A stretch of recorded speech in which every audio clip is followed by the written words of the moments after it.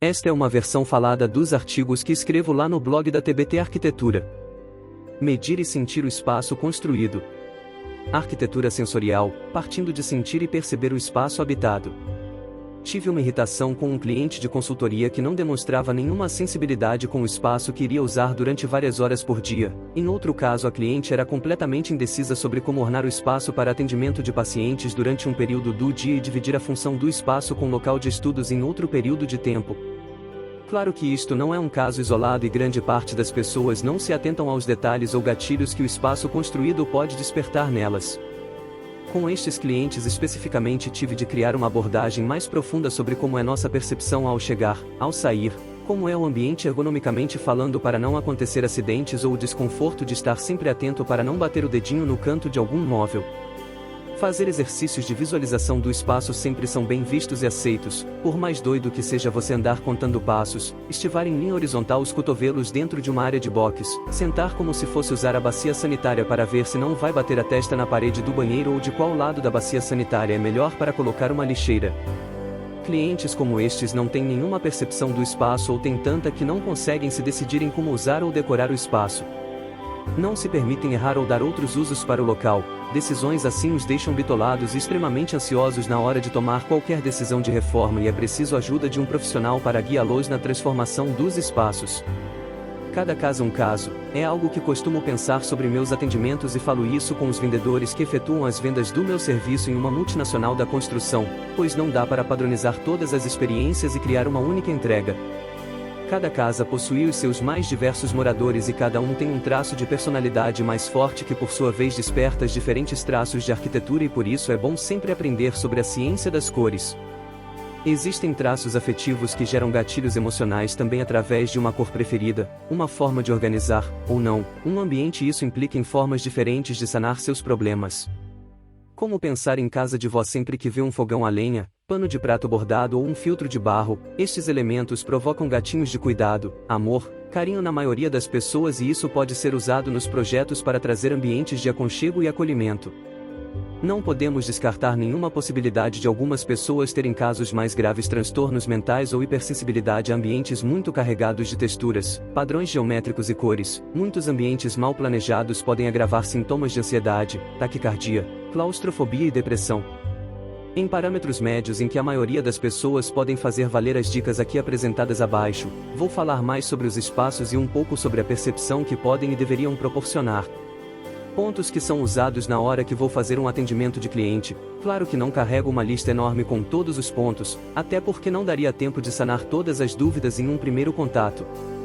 Muito se nota no ambiente em que a pessoa vive, no que ela fala, nos hábitos que ela possui e na comunicação pós primeiro contato. Qual a intenção do espaço?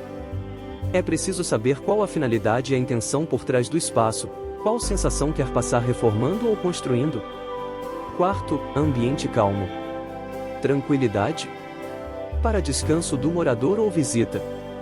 Sensação de hotel ou tradicional? Para acordar cedo ou dormir até mais tarde? Ambiente claro ou escuro? Minimalista ou contando a história do usuário com adornos e retratos? Sala, espaço de TV e ou para jogos? Só para visitas? Aconchegante com almofadas ou somente o sofá? Com plantas? Quadros, pinturas ou retratos? Quantas pessoas sentadas? Cozinha, pequena ou grande? Para quantas pessoas cozinhando? Cozinha todos os dias? Integrada ou separada dos demais cômodos? Com bandada grandes? Bancada de lanches? Quais elementos vai permanecer e quais vão sair? Quando digo elementos quero falar de mobiliário, artes gráficas, pinturas, esculturas, tapeçaria. Tudo aquilo que tem algum valor sentimental e simbolismo religioso, herança ou que está em bom estado para ser reutilizado após a reforma ou construção do novo lar. Tem luz natural suficiente? Este é um ponto muito importante para a saúde física e mental de quem vai usar este ambiente. Evolutivamente falando, estamos condicionados a sermos diurnos e ter um funcionamento diferente durante dia e noite no nosso relógio biológico, e isso é refletido no espaço. Outro ponto é que todo ambiente de permanência prolongada precisa receber luz e uma boa ventilação para reduzir ácaros e fungos que podem proliferar com mais facilidade em ambientes úmidos, frios e com pouca luz. Quantas pessoas vão usar este espaço? É importante ter isso bem definido mesmo que por uma expectativa baixa ou alta de um evento esporádico. A questão é saber se o espaço comporta com o mínimo de conforto e evitando acidentes às pessoas que venham a usar o espaço. Quanto tempo de permanência e qual atividade a ser exercida no espaço? Este é um outro ponto que tem tudo a ver com o anterior. É preciso saber qual atividade vai ser praticada no espaço que está sendo planejado, tem que ser previstos mobiliários fixos e móveis, é preciso pensar em aquecimento ou resfriamento do ambiente ao longo das 4 estações, é preciso pensar em acústica a depender de qual atividade a ser realizada. Estes pontos são de grande importância e analisados juntamente com traços de personalidades que identificam nos clientes, seus hábitos, a função do espaço para o usuário, entre outros pontos que possuem correlação na materialização do projeto que idealizamos a partir destes quesitos apresentados. Arquitetos urbanistas têm um dever social de se conectar com os espaços por onde passam, e sentir não somente como é o espaço, mas também como é a relação do usuário com este espaço, seja ele público ou privado. Para criar novos espaços é preciso sentir como é a relação dos usuários futuros com o espaço antes mesmo de eles existirem. É preciso projetar bancos, cadeiras, janelas, portas, lixeiras, rampas, iluminação, entre tantos outros pontos importantes que só indo em outros lugares que pareçam com o que será projetado poderá trazer à tona estes pontos, ou através de pesquisa científica e social para entender a ordem comportamental coletiva e privada de cada indivíduo exposto a um estímulo. Espaços de transição. Em ambientes internos, o espaço de transição pode ser considerado a área entre a sala e cozinha, o corredor entre os quartos e o banheiro, a área entre a porta de entrada da casa e a garagem. Corredores, por mais que o nome diga corredor, não necessariamente é um ambiente propício para esta atividade. O corredor é sempre um ambiente obrigatório que nos permite transitar entre os demais ambientes da casa. Em prédios é o espaço entre as moradias e o bloco de escadas e elevador. Estes espaços são subjugados e são a última parte da construção a receber um tratamento estético, muitas vezes só recebe uma iluminação geral, pintura e piso, por se tratar de um espaço de passagem não recebem muita atenção. Fachadas, elementos essenciais para garantir uma boa eficiência energética da casa e reduzir problemas de infiltração, insolação elevada em estações onde o sol bate durante quase todo o dia.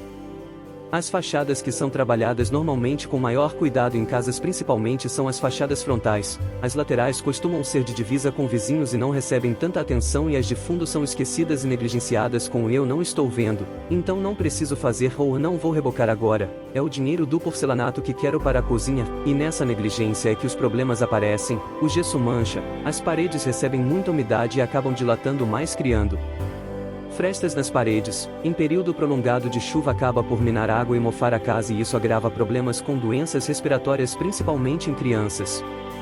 Proporção da área construída com o entorno imediato. Este é um ponto importante na hora de falar em escala humana e na percepção do espaço.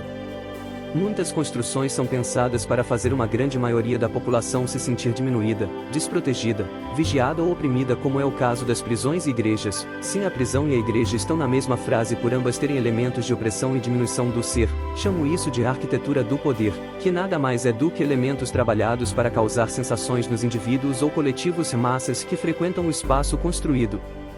Estas estruturas monumentais destoam de todo o resto dos prédios e casas no seu entorno, que geralmente possuem até 2 ou 3 andares.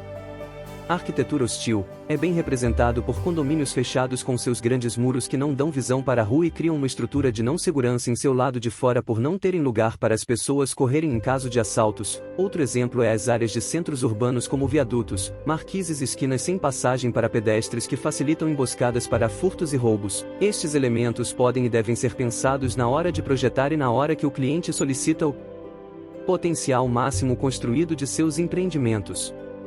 Elementos naturais e fabricados. Um outro ponto importante a ser trabalhado nesta temática de arquitetura sensorial é a questão dos materiais e o que podem passar quando combinados ou usados isoladamente, como uma textura pode trazer aconchego ou solidez, frieza e sobriedade. Tudo isso é pensado quando o cliente vem com uma ideia de construção, seja para ambientes públicos ou privados, residenciais ou comerciais. A pergunta sempre será a mesma para todos estes casos: qual a sensação você, cliente, quer passar quando entrar no ambiente ou quando as pessoas entrarem? A partir da percepção do cliente é definido o partido arquitetônico que servirá de guia para a elaboração do plano de reforma ou construção deste espaço. Temos muitos temas levantados até aqui e isso é muito importante. Para ter uma continuação deste artigo, te convido a deixar nos comentários alguma ideia que poderia complementar a temática e que percebeu enquanto lia. Nos acompanhe nas redes sociais para ver os projetos e se inscreve no site para receber sempre as atualizações e novas postagens. Obrigado por ter chegado até aqui e até breve.